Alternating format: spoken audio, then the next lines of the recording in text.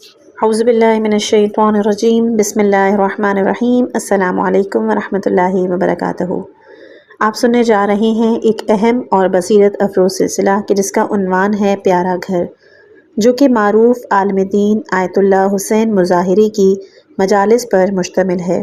آئیے دل و دماغ کو متوجہ کرتے ہیں اور سنتے ہیں پیارا گھر، تاکہ ہمارے گھر واقعی خدا کے نور سے منور ہو سکیں۔ انشاءاللہ اس کتاب کا ہم حصہ نمبر 6 بیان کریں گے۔ پچھلے جو 5 حصے بیان ہو چکے ہیں اس کے لیے آپ پلے لسٹ بنا میں پیارا گھر میں جا کے ملاحظہ کر سکتے ہیں۔ ہماری آج کی جو بحث ہے وہ تعداد ازدواج اور اس کے علل اور اسباب کے بارے میں ہے۔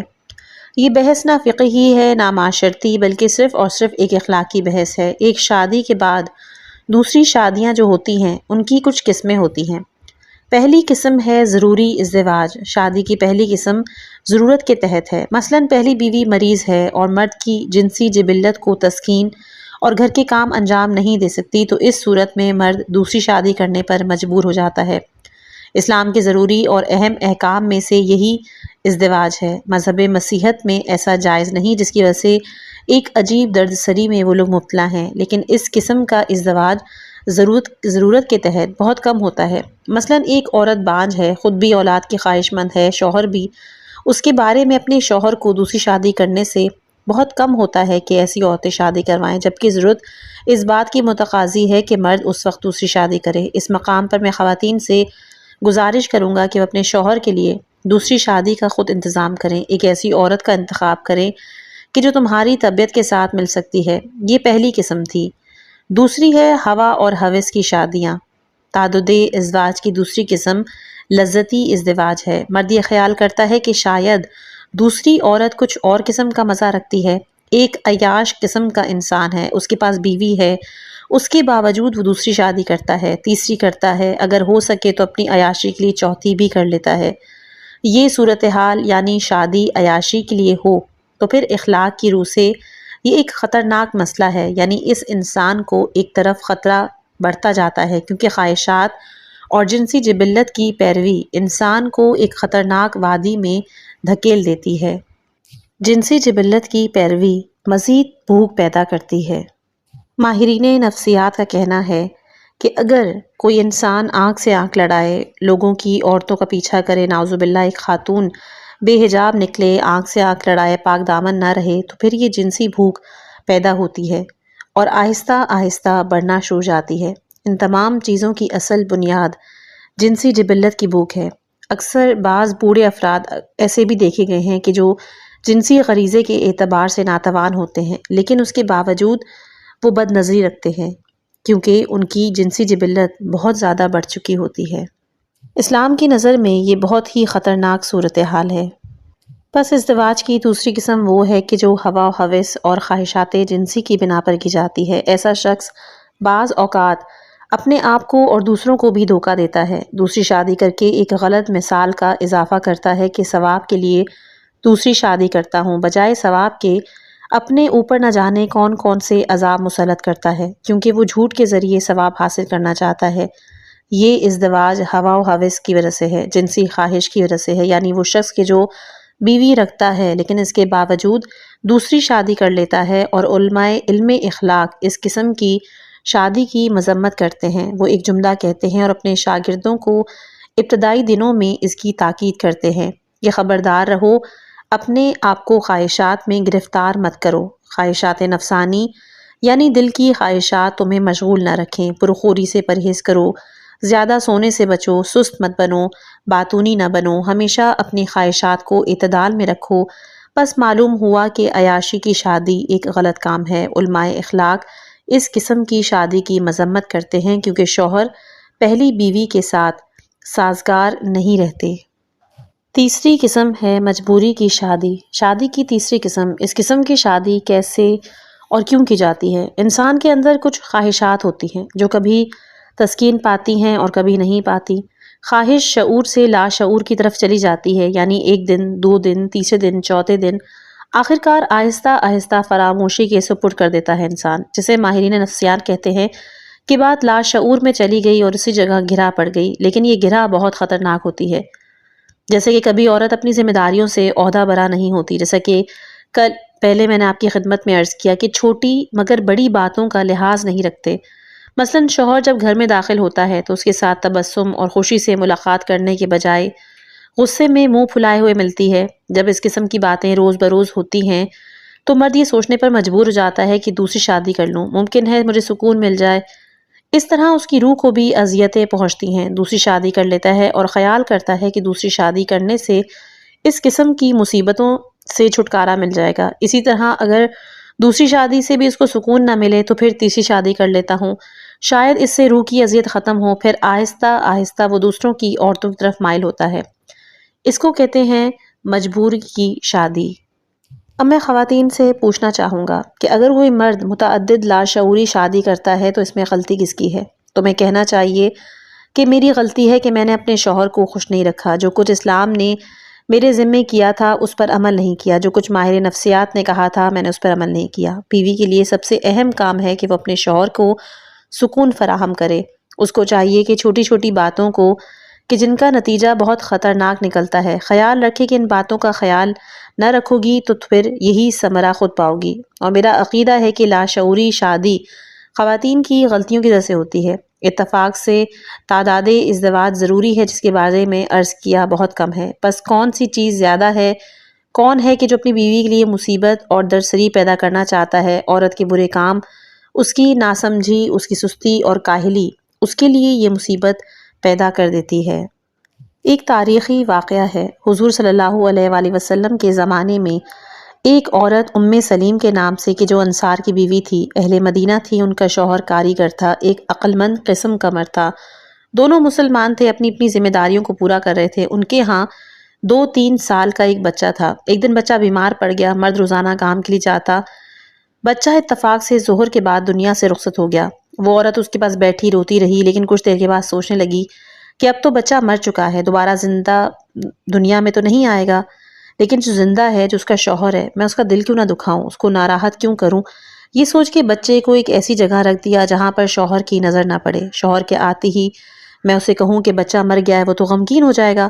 بس بچے کو ایک جگہ رکھ کے شوہرداری کے لیے اپنے آپ کو تیار کیا، وہ لباس کہ جس کو اسے پہننا چاہیے تھا پہنا، وہ زینت کہ جو وہ کر سکتی تھی۔ اتنے میں شوہر آ گیا، خود گئی، دروازہ کھولا، شوہر کو سلام کیا، اس کی طرف مسکراہٹ اور تبسم سے دیکھا۔ اس نے جب بچے کے بارے میں پوچھا تو کہا الحمدللہ اچھا ہے۔ دونوں بیٹھے، باتیں کی، آرام کیا، نماز کا وقت ہوا، وہ اٹھا اور جب وہ مرد نماز جماعت پڑھنے کے لیے جانے لگا تو اس کی بیوی نے پوچھا کہ اگر آپ کے پاس کوئی امانت رکھے اور کچھ مدت کے پاس واپس مانگے، آپ دینے سے انکار کریں گی تو کیسا ہے؟ اس نے کہی تو بہت بری بات ہے، یہ تو گناہ ہے، مجھے چاہیے کہ اس کی امانت اسی وقت واپس کر دوں۔ بس عورت نے کہا کہ اگر ایسا ہے تو 2-3 سال پہلے خدا نے ہمیں ایک امانت دی، لیکن آج اس امانت کا وقت ختم ہو گیا ہے، وہ بچہ مر گیا ہے، لہٰذا آپ رسول اللہ صلی اللہ علیہ وآلہ وسلم کے ساتھ نماز پڑھیں اور اپنے دوستوں سے واقعہ بیان کریں تاکہ وہ آ کے بچے کو دفن کریں۔ اس مرد نے کہا الحمدللہ رب العالمین، لیکن میں یہ نہیں جانتا تھا کہ وہ حمد کس لیے بجا لایا، جس چیز کے لیے بھی حمد کرتا مناسب تھا، لیکن سب سے زیادہ حمد اس پر کی کہ خدا نے اس کو ایک ایسی بیوی عطا کی۔ آپ تمام خواتینوں سے عرض ہے کہ قرآن کریم فرماتا ہے کہ جو لوگ ہماری راہ میں کوشاں رہتے ہیں یقیناً ہم اپنے اپنے راستے انہیں دکھا دیتے ہیں۔ آپ جانتے ہیں پھر وہ کہاں پہنچا؟ یہ مرد مسجد چلا گیا، ایسا لگتا تھا کہ حضور صلی اللہ علیہ وآلہ وسلم اس کے انتظار میں تھے۔ کہا اے فلاں تمہیں مبارک ہو۔ پیغمبر کے اس جملے کے ساتھ وہ عورت اسی رات حاملہ ہو گئی۔ ایک بچہ خداوند عالم نے اس کو عنایت کیا کہ جو بہت ہی عظیم اور فہیم تھا، یہاں تک کہ اہل دل حضرات نے اس کے بارے میں بہت کچھ لکھا ہے، یعنی خداوند عالم نے اس رات اس مرد و عورت کو اس سے بہتر دیا کہ جو بھی اس سے لے لیا تھا۔ اب یہاں میری خواتین سے سوال ہے کہ اگر واقعاً ایک خاتون ام سلیم کی طرح ہو تو کیا ممکن ہے کہ شوہر واویلا کرے، مارے پیٹے؟ اس میں بھی آپ کی اپنی غلطی ہے کہ شوہر گھر میں خوش و خرم نہیں ہے، واویلا کرتا ہے، آپ کی اپنی غلطی ہے چونکہ آپ شوہرداری نہیں اچھی طرح سے کر رہی، بچوں کی دیکھ بھال نہیں کر رہی، امور خانہ داری کو انجام نہیں دے رہی، صبح سویرے گلی سے نکل کر دوسروں کی طرح خود بھی بے پردہ بیٹھ گئیں، باتوں میں لگی رہیں، ہنسی مذاق، ظہر تک جب شوہر واپس آیا دیکھا تو گھر بھی گندا ہے، بچے بھی گندے ہیں اور خود بھی گندی، دوپہر کے کھانے کا نام و نشان نہیں۔ جب مرد یہ والی حالت دیکھتا ہے تو پھر شادی کے بارے میں سوچنے لگتا ہے، وہ سوچتا ہے کہ دوسری شادی کروں، ممکن ہے کہ یہ کثافت اور یہ گندگی دور ہو جائے۔ اگلی بحث کا موضوع ہے طلاق۔ طلاق دین اسلام میں ایک ناپسندیدہ ترین حلال کے عنوان سے پہچنوایا گیا ہے، اور یہ بات مشہور ہے کہ پیغمبر صلی اللہ علیہ وآلہ وسلم نے ارشاد فرمایا کہ میرے نزدیک سب سے زیادہ ناپسندیدہ چیز طلاق ہے۔ جس طرح ازدواج کی 3 قسمیں ہیں، اس طرح طلاق کی بھی 3 قسمیں ہیں۔ پہلا ہے ضروری طلاق۔ طلاق ایک قسم ضروری ہے کہ جہاں قانون اور اسلام بلند و عالی ہے وہاں طلاق کی گنجائش بھی ہے، اگرچہ از نظر اخلاق طلاق ایک بری چیز ہے۔ اسلام کہتا ہے یہ قانون طلاق اگرچہ کہ ناپسندیدہ ہے لیکن میرے دامن میں موجود ہے اور ہونا بھی چاہیے۔ مثلاً کسی شخص کے ہاتھ میں سرطان پیدا ہو جاتا ہے تو اس کا ہاتھ لازمی طور پر کاٹنا ہے۔ اگر اس کا ہاتھ نہیں کاٹا تو اس کا پورا جسم اس مرض میں مبتلا ہو جائے گا۔ فرض کریں صاحب مرض اس ہاتھ کے کاٹنے سے خوش نہیں لیکن آمادہ ہے، بلکہ پیسے بھی دے دیتا ہے تاکہ اس کا ہاتھ کاٹ دیا جائے۔ بعد میں ڈاکٹر کا شکریہ بھی ادا کرتا ہے کیونکہ اس نے اس کا ہاتھ کاٹ کر اس کے تمام جسم کو سرطان سے بچایا۔ اسی طرح طلاق بھی ضروری ہوتی ہے اگر مرد و عورت کے درمیان اخلاقی مطابقت نہ ہو۔ جتنا بھی عفو درگزر سے کام لیا، جتنا بھی ایثار و فداکاری سے کام لیا، تمام وہ اعمال کی جو طلاق نہ ہونے کا سبب بنتے ہیں بجا لائے جائیں، سب بے فائدہ ہیں۔ نعوذ باللہ ایک مقدس اور پاک و پاکیزہ مرد ایک ناپاک عورت کے ساتھ گرفتار ہو گیا، یا پھر ایک پاکیزہ عورت کسی ناپاک کے ساتھ گرفتار ہو چکی ہے ایک غلط قسم کے آدمی کے ساتھ، چونکہ یہاں پر یہ گندا مرد اس پاک عورت کے ساتھ مل جل کر نہیں رہ سکتا، یا پھر یہ پاکیزہ عورت گویا اس کے لیے جیل خانہ بن جاتا ہے۔ اس کے لیے طلاق کے علاوہ کوئی بھی چارہ نہیں ہے۔ مسیحی قانون بارہا اس بات کو تسلیم کر چکا ہے کہ اسلام کا قانون طلاق اپنی باریک بینیوں کے ساتھ بہت ہی اچھا قانون ہے۔ اگر اسلام میں قانون طلاق نہ ہوتا تو اسلام ناقص تھا۔ یہ قانون ایسی جگہوں میں ہے کہ جہاں پر ایک دوسرے سے جدا ہونے کے علاوہ کوئی دوسرا چارہ نہیں بچتا۔ طلاق کی دوسری قسم ہے حیوانی، یعنی کہ خواہشات حیوانی کی بنا پہ طلاق دینا، یعنی ہوا و ہوس والی طلاق۔ مثلاً ایک لاپرواہ قسم کا شخص ہے، کسی عورت پر فریفتہ ہو جائے، اس عورت کے ساتھ شادی کرنے کے لیے وہ پہلی بیوی کو طلاق دینے پر آمادہ ہو جائے۔ ایک عیاش انسان دوسری شادی کرنا چاہے اور وہ اپنی دوسری بیوی لانے کی خاطر پہلی بیوی کو طلاق دینے پر مجبور ہے۔ سب سے بڑی مصیبت تو یہ ہے کہ ایک عورت کسی پر فریفتہ ہو جائے، عیاش بن جائے اور اپنے شوہر سے طلاق لینا چاہے تاکہ وہ اپنے معشوق دوسرے عیاش شوہر کو پا سکے، اس کو طلاق حیوانی کہا جاتا ہے۔ یعنی کہ نفسانی خواہشات سے مغلوب ہو کر ایک دوسرے کو طلاق دینا، عیاشی کے لیے طلاق دینا۔ طلاق کی تیسری قسم ہے مجبوری کی شادی کی طرح مجبوری کی طلاق۔ اس کے بہت سارے اسباب ہیں، تقریباً 70% طلاق اسی قسم کی واقع ہوتی ہیں۔ اس قسم کی طلاق کیسے ہوتی ہے، اس کی وجوہات بھی وہی ہیں کہ جو متعدد ازدواج میں تھی۔ پہلا سبب تو یہ کہ عورت اپنے وظیفے پر عمل نہیں کرتی۔ جب اپنے وظیفے پر عمل نہیں کرتی تو گویا مرد کے لیے وہ مصیبت بن جاتی ہے۔ وہ چھوٹی مگر بڑی اہمیت کی حامل باتوں پر عمل نہیں کرتی، کیونکہ قطرہ قطرہ مل کر دریا بن جاتا ہے۔ پھر مرد اس عورت کے کردار و سلوک سے اتنا تنگ آتا ہے کہ صبر کی طاقت اس میں ختم ہو جاتی ہے۔ خدا نہ کرے کہ کوئی اس قسم کی حالت میں مبتلا ہو۔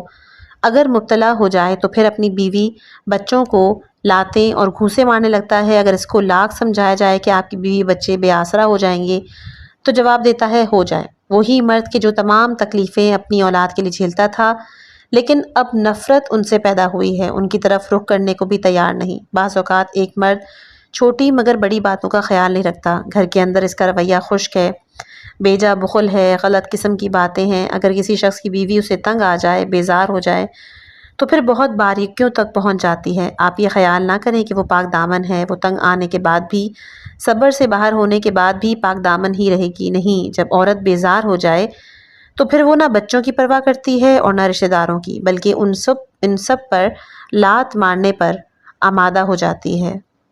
دوسری چیز یہ کہ مردوں کو چاہیے کہ اپنے وقت کو تقسیم کریں۔ صرف مرد ہی نہیں بلکہ تمام مرد و خواتین سے گزارش ہے کہ وہ اپنے آپ کو منظم کریں۔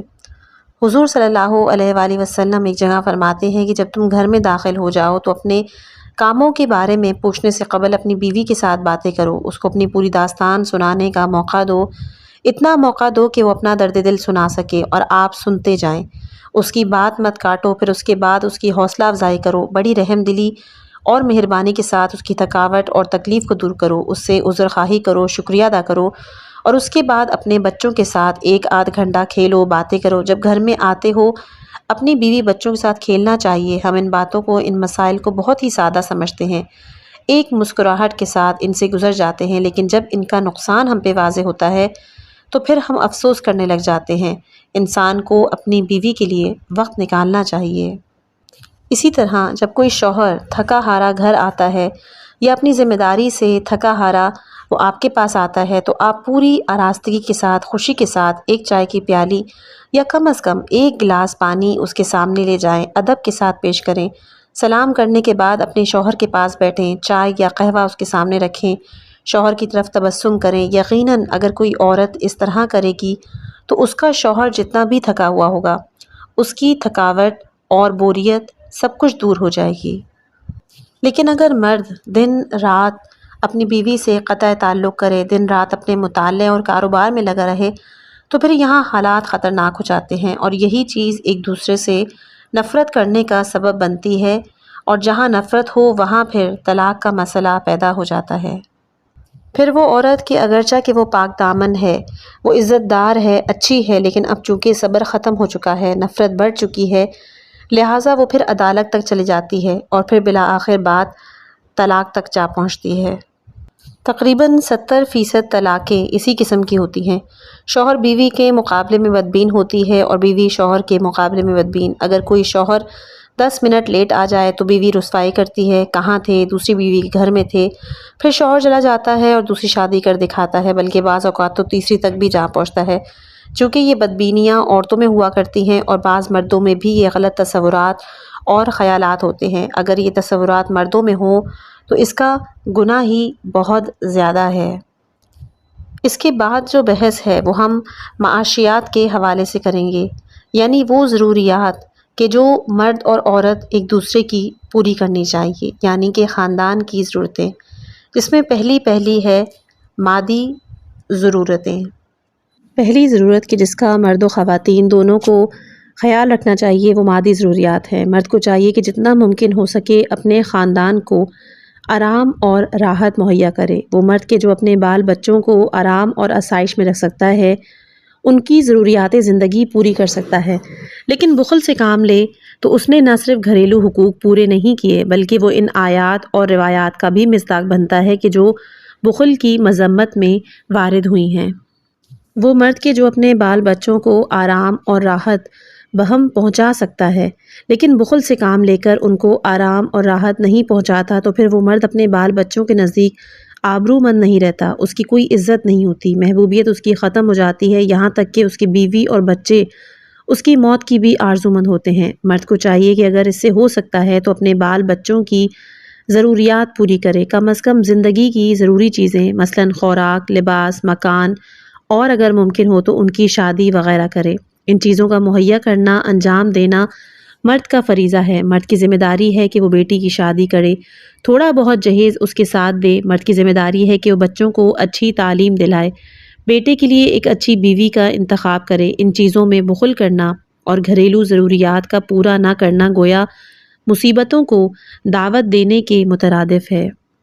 اسی طرح ایک عورت بھی مرد کی مادی ضرورتوں کو پورا کرے، یعنی کہ مرد کی غذا کا خیال رکھے، شوہر کو اپنے اور اپنے بچوں پر مقدم رکھے، غذا، میوہ اور دیگر چیزیں موجود ہوں لیکن اس کے باوجود مرد کو نہ کھلائے تو یہ عورت اسلام کی روح سے نہ صرف بخیل بلکہ لئیم ہے۔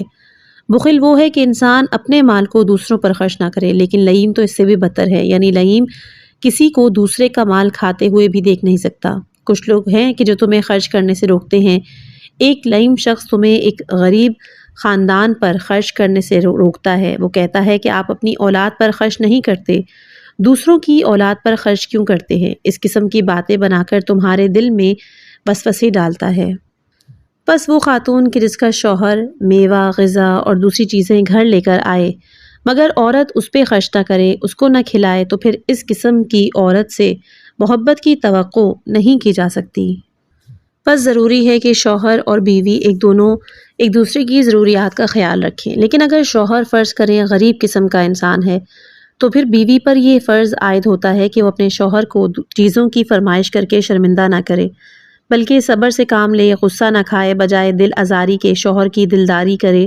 شوہر کو بھی چاہیے کہ وہ تمام چیزوں سے بیوی بچوں کی ضروریات زندگی کو مقدم رکھے، یعنی پہلے گھر میں چراغ روشن کرے اور پھر مسجد میں۔ اگر کسی کے بال بچے ضروریات زندگی کے محتاج ہیں تو دوسروں کی مدد نہیں کر سکتا، اس کی ذمہ داری بنتی ہے کہ وہ پہلے اپنے گھر والوں کی ضروریات کو پورا کرے۔ اب ہم بات کرتے ہیں دوسری ضرورت کی، کہ جس کو ہم کہتے ہیں جنسی ضرورت۔ دوسری چیز ضرورت جنسی ہے۔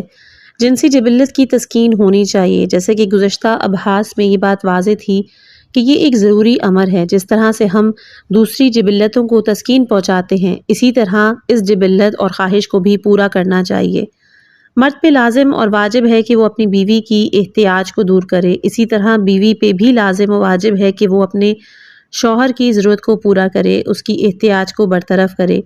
اگر وہ اپنی اس ذمہ داری کو پورا نہ کریں تو یہ بہت بڑا گناہ ہے۔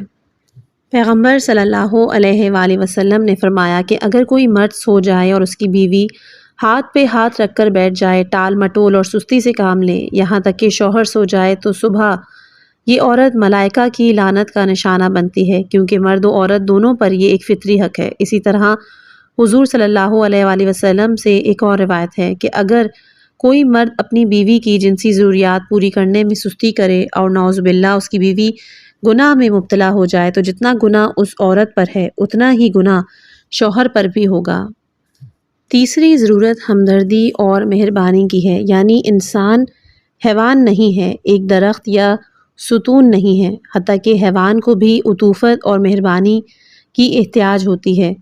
لیکن یہاں پر ایک انسان ہے، انسان کے لیے ضروری ہے کہ وہ اس بات کو سمجھ لے کہ ایک دوسرے کے ساتھ اظہار محبت ایک دوسرے کی روحانی غذا ہے۔ روحانی غذا جسمانی غذا سے زیادہ اہمیت رکھتی ہے۔ خدا نہ کرے کہ کوئی شوہر محبت میں کمی کرے، خدا نہ کرے کہ کوئی بیوی محبت میں کمی کرے اپنے شوہر کے ساتھ، جیسا کہ آپ دیکھتے ہیں کہ اسلام میں یتیم کے بارے میں بہت تاکید ہے، یہاں تک کہ قرآن کہتا ہے کہ وہ معاشرہ کے جو یتیموں کا خیال نہیں رکھتا دراصل مسلمان ہی نہیں ہے۔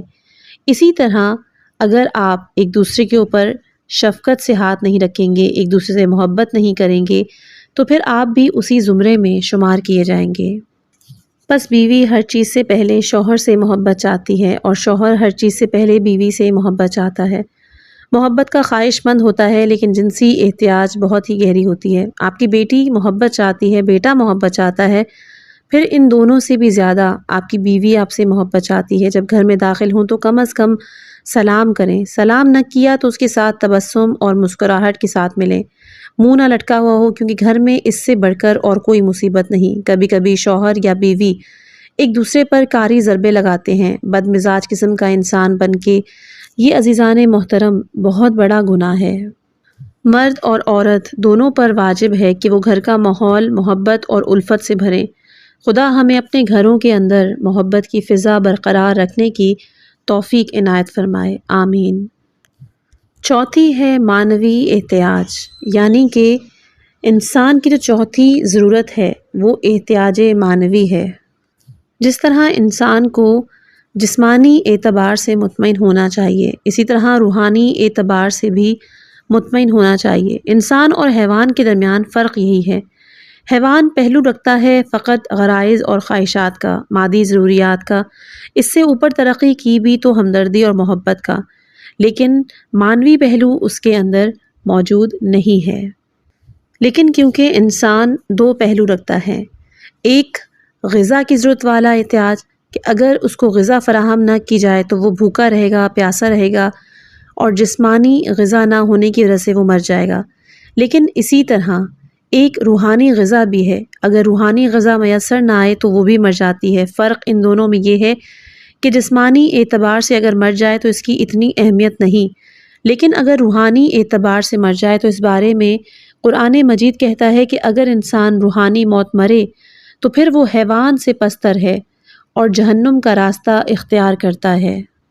گھر کے ماحول میں معنوی ضروریات کا خیال رکھنا لازم ہے۔ مرد و عورت دونوں کو ایک دوسرے کے لیے معنوی ترقی کی راہ فراہم کرنی چاہیے۔ ماں اور باپ دونوں پر لازم ہے کہ وہ اپنے بچوں کے لیے معنوی راستے ہموار کریں تاکہ ان کے بچے معنوی اعتبار سے ترقی کر سکیں۔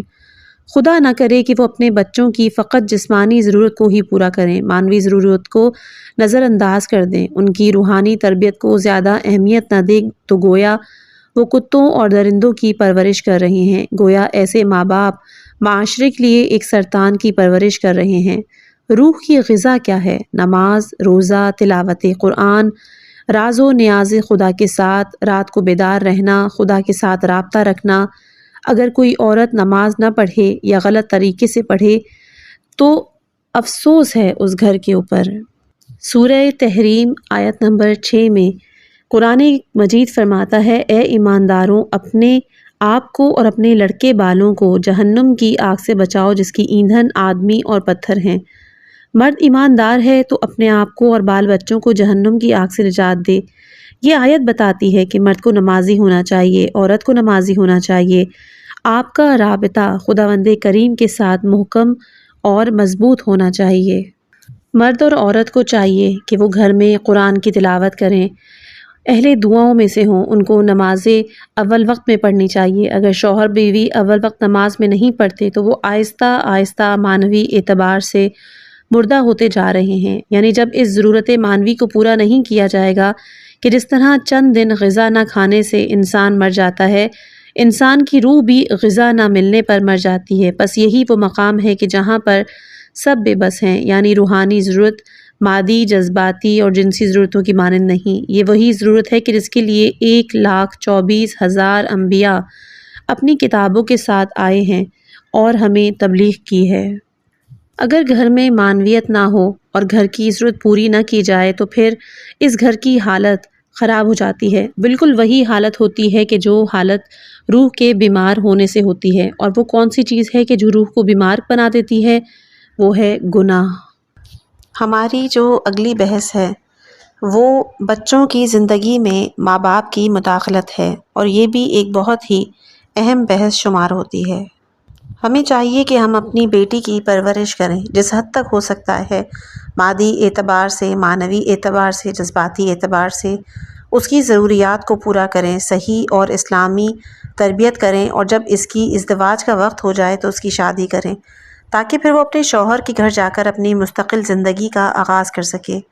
اس کے بعد ماں باپ کو اس کے کاموں میں مداخلت نہیں کرنی چاہیے۔ پھر اس کے بعد ماں کو چاہیے کہ وہ بیجا دل نہ دکھائے۔ اگر شوہر اور بیوی کے درمیان جھگڑا ہو جائے تو ماں کی ذمہ داری ہے کہ وہ بیٹی کی طرفداری کرنے کے بجائے داماد کی طرفداری کرے، اگرچہ غلطی داماد کی ہی کیوں نہ ہو۔ اسی طرح باپ داماد کی طرفداری کرے۔ بعض طرفداریاں کہ جو نقصان دہ ہیں ان میں سے ایک طرفداری یہی ہے کہ ماں باپ بیٹی کی طرفداری کریں۔ بس یہاں بیٹی کی مستقبل زندگی میں رکاوٹ بننا، اس کی مستقل فکر میں رکاوٹ بننا، یا ماں کی بیٹی کو باتیں سکھانا، بیٹی کو اپنا تابع کرنا ایک قسم کا ظلم ہے، اور یہی چیز بعض اوقات بیوی اور شوہر کی جدائی کا سبب بن جاتی ہے۔ اگر جدائی واقع نہ بھی ہو تو ان کی محبت پر ایک کاری ضرب لگتی ہے، گھر برباد ہو جاتا ہے، جس کا اصل سبب یہی بیجا مداخلتیں ہیں۔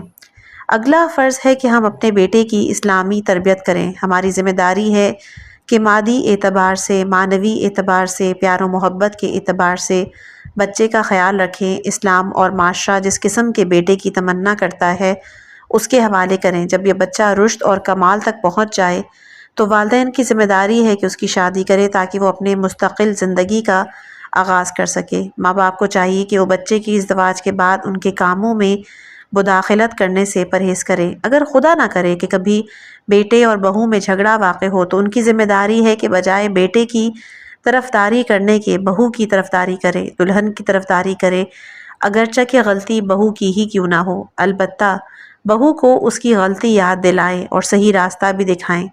اس وقت آگ کو مزید بھڑکانے سے پرہیز کریں۔ ذمہ داری بنتی ہے کہ وہ آگ کو بجھانے کی کوشش کریں۔ اگر والدین اس بات کا مشاہدہ کریں کہ ان کا بیٹا اور بہو کہ جو اپنے مستقل زندگی میں ابھی ابھی وارد ہوئے ہیں ان کے درمیان کسی قسم کا جھگڑا ہو جائے تو عقل مندی کے ساتھ اس جھگڑے کو ختم کر دینا چاہیے، لیکن ہم دیکھتے ہیں مائیں اور خصوصاً باپ بیٹے کی طرفداری کرتے ہیں اور ان کی مستقل زندگی گزارنے سے روکتے ہیں۔ ماں چاہتی ہے کہ وہ جو کچھ کہے بیٹا اس پہ عمل کرے، اگرچہ کہ وہ طلاق کا حکم بھی دے دے پھر بھی بیٹے کو عمل کرنا ہے۔ پھر ماں اسے راضی ہے۔ باپ چاہتا ہے کہ بیٹا ہمیشہ اس کا نوکر بن کے رہے، اس کی باتوں پہ عمل کرے۔ یہ بالکل غلط ہے۔ یہ لوگ محبت پر کاری ضرب لگاتے ہیں اور پھر گھر کو برباد کرتے ہیں، ایک نیا اختلاف گھر میں پیدا کرنا چاہتے ہیں۔ ہماری اگلی بحث گھر میں اطاعت کے بارے میں ہے۔ بیوی کا شوہر کی بات سننا اور اس کی اطاعت کرنا ایک فطری امر ہے۔ اگر کوئی عورت اپنے شوہر کی بات نہ سنے اور اس کی اطاعت نہ کرے تو گویا وہ فطرت کے خلاف کام بجا لائی۔ جیسا کہ آپ جانتے ہیں کہ ہر ادارے کے لیے کسی رئیس کا یا حاکم کا ہونا لازمی ہے۔ اگر کسی ادارے کا اگرچہ اس میں صرف 7 نفر ہی کیوں نہ ہو، کوئی سرپرست نہ ہو تو پھر اس ادارے میں نظم و ضبط برقرار نہیں رہتا۔ بس گھر صرف ادارہ نہیں بلکہ بقول دانش مندان ایک چھوٹی سی مملکت ہے۔ ایک بڑی مملکت ان چھوٹی چھوٹی مملکتوں سے مل کے بنتی ہے۔ بس اس چھوٹی مملکت کے لیے بھی سرپرست اور حاکم کی ضرورت ہے۔ فطرت کا قانون کہتا ہے کہ گھر کا سرپرست مرد ہے، کیونکہ گھر کے اخراجات اور عورت کا نان و نفقہ مرد کے ذمے ہے۔ گھر کی ریاست مرد کے ہاتھ میں ہوتی ہے، کیونکہ مرد سنجیدہ ہے، ریاست اس کا حق ہے۔ دوسری بات ہے کہ گھر کے نان و نفقے کا ذمہ دار مرد ہے، لہٰذا طبیعت اور فطرت کے مطابق گھر کے افراد کو چاہیے کہ وہ مرد کی اطاعت کریں۔ بیوی کو چاہیے کہ شوہر کی فرما برداری بنے، اس کی بات سنیں۔ بچوں کو چاہیے کہ وہ باپ کی باتوں کو سنیں اور اس پر عمل کریں۔ اگر کسی گھر میں بچے باپ کی بات نہ مانیں تو وہ گھر گویا اس ادارے کی طرح ہے کہ جس کے بعض افراد بات سننے والے نہیں ہوتے اور پھر سرپرست کی بات کو نہیں مانتے۔ مرد کا دوسرا حق مباشرت ہے۔ اس سلسلے میں بھی عورت پر لازم ہے کہ وہ مرد کی مطیع اور فرما بردار بنے۔ اگر اس سلسلے میں عورت اپنے مرد کی مطیع نہ بنے، اس کی فرما برداری نہ کرے تو وہ عورت تمام فقہا کے نزدیک ناشنزا ہے۔ ایسی عورت شوہر سے روٹی، کپڑا، مکان کا مطالبہ نہیں کر سکتی۔ کیوں؟ کیونکہ وہ حق مباشرت ادا نہیں کر رہی ہے۔ بس اس ضرورت کے لیے عورت کو اپنے شوہر کی مطیع اور فرما بردار ہونا چاہیے۔ اسی طرح مرد کو بھی چاہیے کہ اپنے معاون و مددگار کی بات کو سنے، اپنے وزیر کی بات سن لینا چاہیے۔ جس طرح ادارہ معاون اور مددگار رکھتا ہے، اسی طرح گھر بھی معاون و مددگار رکھتا ہے۔ گھر میں شوہر کے لیے جو سرپرست ہے وہ بیوی معاون ہوا کرتی ہے۔ البتہ پروگرام بنانے کا کام مرد کا ہے، لیکن بیوی سے مشورہ ضرور کرے، اس کی باتوں کو بھی شامل کرے۔ اگر اس کی بات درست ہو تو انہیں قبول کرے۔ یقیناً کہ شوہر پر بھی کچھ حقوق ہیں کہ جن کا انجام دینا اس پہ لازم ہے۔ وہ بیوی کے فطری حقوق ہیں۔ ماہرین نفسیات نے کیا خوب کہا کہ اگر کوئی یہ چاہتا ہے کہ اس کے گھر کا ماحول آرام بخش ہو تو اس کو چاہیے کہ وہ گھر میں جھگڑا فساد سے اپنے آپ کو بچائے۔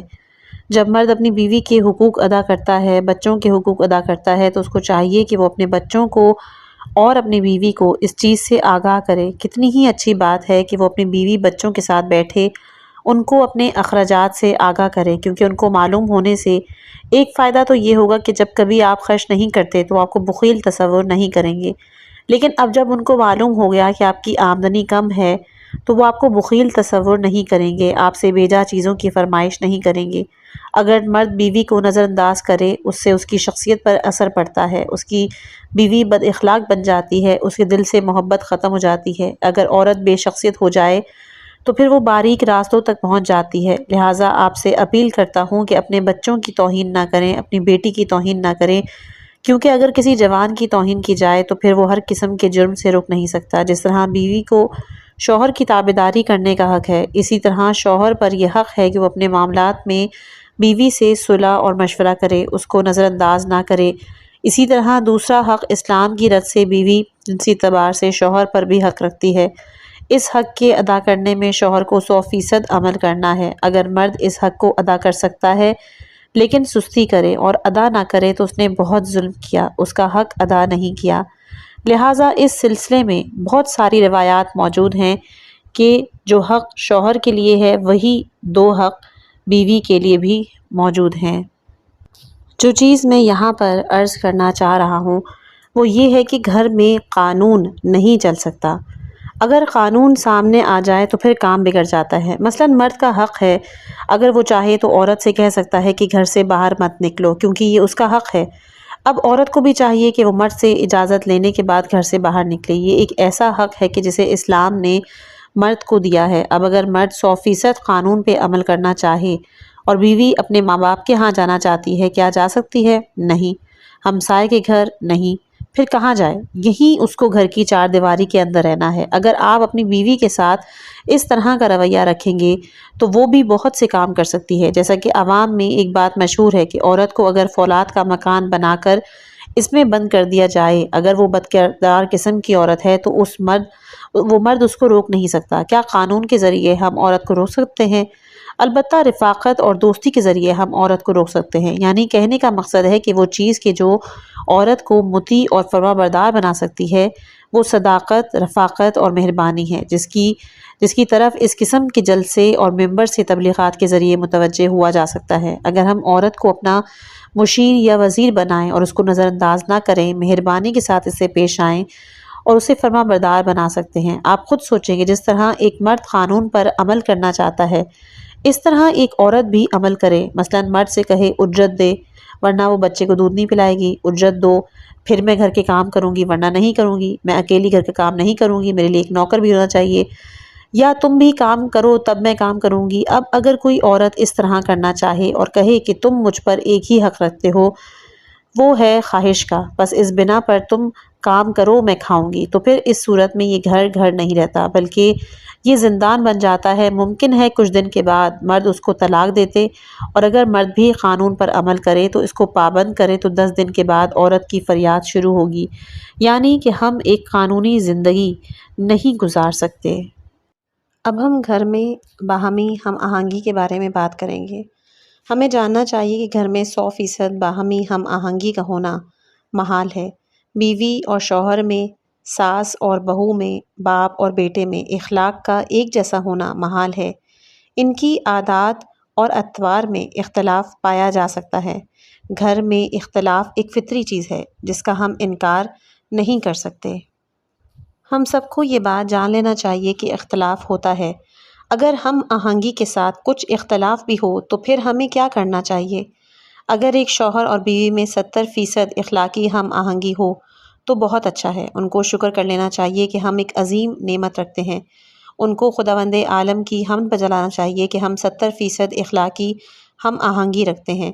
میں تو اس حد تک کہتا ہوں کہ اگر شوہر اور بیوی میں 50% ہم آہنگی پائی جائے تو بھی اچھا ہے۔ اگر بہو اور ساس میں 50% اخلاقی موافقت موجود ہے تو ان کو خدا کا شکر ادا کرنا چاہیے۔ اسی طرح باپ بیٹے کے درمیان، ماں اور بیٹی کے درمیان اگر 70% اخلاقی اتفاق ہو تو ان کو بہت شکر کرنا چاہیے۔ اس باپ کو، اس بیٹے کو، اس ماں اور اس بیٹی کو چاہیے کہ اس نعمت خداوندی پر شکر بجا لائیں کہ جس میں 70% اخلاقی ہم آہنگی موجود ہے۔ اب اصل بحث یہ ہے کہ اگر اخلاقی اتفاق 70% یا 50% پایا جائے تو پھر ہمیں کیا کرنا چاہیے؟ اس چیز کے لیے 2 عوامل اختلاف کو دور کر سکتے ہیں۔ پہلی چیز کہ جو اس اختلاف کو دور کر سکتی ہے وہ ہے محبت۔ اگر شوہر اور بیوی کے درمیان، بہو ساس کے درمیان، باپ بیٹے کے درمیان محبت کار فرما ہو تو پھر وہ 30% یا پھر 50% اختلاف کوئی اثر نہیں کر سکتا، بلکہ وہ محبت کی شعاؤں میں نیچے دب جاتا ہے۔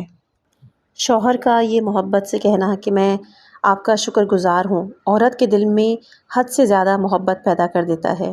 لیکن اس کے برعکس کبھی بدخوئی، تند مزاجی محبت کو اس طرح سے کاٹ کے رکھ دیتی ہے جس طرح مرچ منہ کو جلا دیتی ہے۔ کبھی زبان سے ایک چھوٹی سی بات نکل جاتی ہے مگر محبت کو ختم کرنے میں بہت بڑا اثر رکھتی ہے۔ اسلام نے عورت کو اطاعت شوہر کے عوض اس کے ساتھ نیک سلوک کرنے کے بدلے اتنا ثواب رکھا ہے کہ میں تو گمان نہیں کرتا کہ وہ اس کی مستحق ہو۔ اتنا زیادہ ثواب اس لیے ہے کہ شارع مقدس اس سے کچھ اور حاصل کرنا چاہتا ہے۔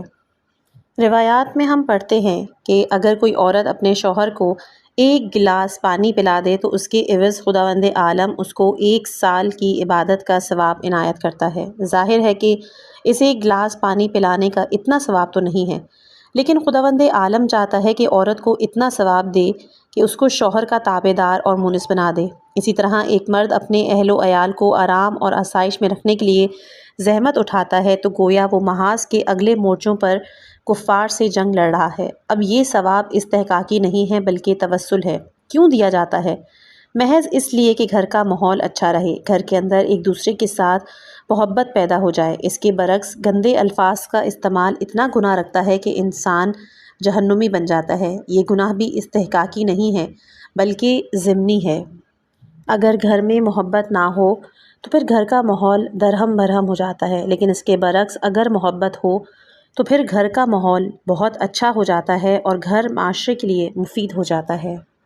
جو چیزیں محبت کو ختم کر دیتی ہیں اور جن پر خاص توجہ دینی چاہیے، ان میں سے ایک گھر میں بعض افراد کو بعض پہ فوقیت دینا ہے۔ مثلاً دو بیٹوں کے درمیان، دو بیٹیوں کے درمیان، دو دامادوں کے درمیان فرق کسی بھی قسم کا ہو، مثلاً دو بیٹوں میں ارث تقسیم کرتے وقت مساوات کا خیال نہیں رکھا، ایک کو کم ایک کو زیادہ، یا بیٹے کو نعوذ باللہ ارث سے ہی محروم کر دیا کیونکہ وہ بیٹی سے محبت نہیں رکھتا، ساتھ ساتھ طنزاً کہہ دے کہ وہ اپنی وراثت لے گئی ہے، یعنی جہیز تو ہم نے دے دیا تھا۔ اس قسم کا رویہ درست نہیں ہے۔ حضور صلی اللہ علیہ وآلہ وسلم نے ارشاد فرمایا کہ خدا رحمت کرے اس باپ اور ماں پر کہ جو اپنے بچوں کو نیکی کرنے میں مدد کرتے ہیں، اور پھر کہا کہ خدا لعنت کرے ان ماں باپ پر کہ جو اپنے بچوں کو آزاد رکھیں یہاں تک کہ وہ عاق ہو جائیں اور پھر ماں باپ کے لیے برے ہوں۔ وہ کون سی چیز ہے کہ جو بچوں کو ماں باپ کے ساتھ بدسلوک بناتی ہے؟ جب بیٹا دیکھتا ہے کہ ماں کی غلطی ہے، بہو کے ساتھ سازگار نہیں رہتی، فضول باتوں میں تنگ کرتی ہے، اب بیٹا یہاں پر حق نہیں رکھتا کہ وہ ماں سے بدمزاجی کرے، اگر کرے گا تو پھر وہ عاق ہو جائے گا۔ جب وہ عاق ہوگا تو نہ ہی وہ دنیا کی بھلائی رکھے گا اور نہ ہی آخرت کی۔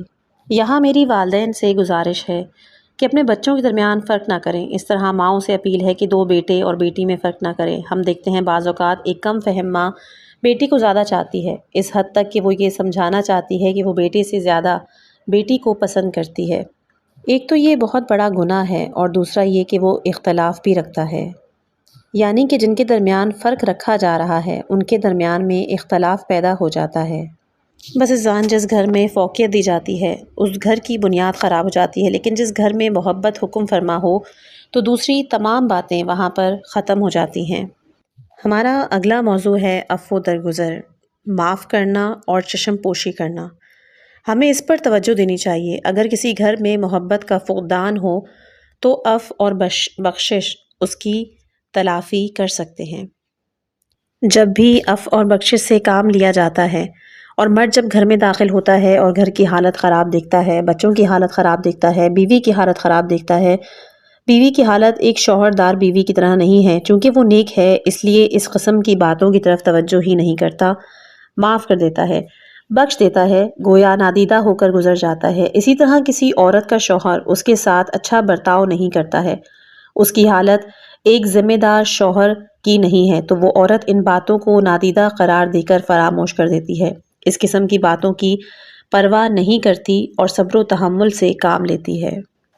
حضرات اور خواتین، آپ لوگ یہ بات یاد رکھیں کہ اچھے لباس، زیورات پہننے سے خوشی حاصل نہیں ہوتی، غم دور نہیں ہوتے، محبت دائمی پیدا نہیں ہوتی۔ غم دور کرنے والی، محبت پیدا کرنے والی جو قرآن میں آیات ہیں، اگر روز مرہ آپ ان کو دیکھیں، آپ کا شوہر دیکھیں، آپ کے بچے دیکھیں تو آہستہ آہستہ ہر ایک میں معاف کرنے کی طاقت پیدا ہو جائے گی۔ شرم ہے اس عورت پر کہ جو اپنے شوہر کے ساتھ صرف اس بنا پر بدمزاجی کرتی ہے کہ اس کے شوہر نے اس کے ساتھ غصے میں بات کی۔ قرآن کی روح سے وہ عورت ہی نہیں۔ اسی طرح شوہر کے لیے باعث شرم ہے کہ وہ اپنی بیوی کے ساتھ لڑے اس وجہ سے کہ اس کی بیوی نے اس کے ساتھ برائی کی۔ اس قسم کا شوہر بھی قرآن کی روح سے مرد نہیں ہے۔ خلاصہ بحث یہ کہ اگر ہم آہنگی اخلاقی 70% ہو تو ہم عفو اور بخشش سے کام لے کر اس 30% کمی کو پورا کر سکتے ہیں تاکہ گھر کا ماحول بہت ہی پیارا بن سکے۔ گھر کے لیے ایک اور ایسی مہلک بیماری کی حیثیت جو رکھتی ہے وہ ہے بدگمانی، اور گھر کو تباہ اور برباد کرنے میں اس کا بہت بڑا عمل دخل ہے۔ گھر کو ویران کرنے کے لیے اس سے بدتر اور کوئی بھی چیز نہیں۔ ایک خاندان میں بدگمانی کبھی بھی نہیں ہونی چاہیے۔ آپ کبھی بھی اپنی زندگی میں منفی سوچ مت رکھیں، اپنے شوہر کے بارے میں منفی پہلو سے نہ سوچیں، بلکہ مثبت پہلو سامنے رکھیں۔ اس طرح مرد حضرات بیویوں کے مثبت پہلو پہ نظر رکھیں، منفی پہلو کو نہیں۔ آپ اس کے پیچھے نہ پڑیں کہ کسی نہ کسی طرح کوئی نقص نکال ہی لوں۔ آپ کو ایک بلبل کی طرح ہمیشہ پھولوں پر رہنا چاہیے۔ آپ کو پھولوں کی تلاش ہونی چاہیے، مثبت نقاط کی تلاش کرنی چاہیے، مکھی کی طرح گندگی کی تلاش نہیں، یعنی کہ عیوب کی تلاش نہیں۔ مجموعی طور پر انسان بے وفا ہے۔ آپ اگر اپنی بیوی کے ساتھ ایک عرصہ اچھائی کے ساتھ گزارتے ہیں لیکن ایک دن اس کے ساتھ سلوکی کریں تو وہ تمام اچھائیاں ختم ہو جاتی ہیں، بھلاتی جاتی ہیں۔ اسی طرح ایک اچھی بیوی کے جو اپنے فرائض احسن طریقے سے ادا کرتی ہے، ایک دن اگر وہ ایسا نہ کرے، شوہر کے ساتھ اچھی طرح پیش نہ آئے، تو جب شوہر یہ دیکھتا ہے تو وہ تمام اچھائیاں فراموش کر جاتا ہے، اس کا رویہ ایک دم بدل جاتا ہے۔ اس کی وجہ یہ ہے کہ انسان وفادار نہیں ہے۔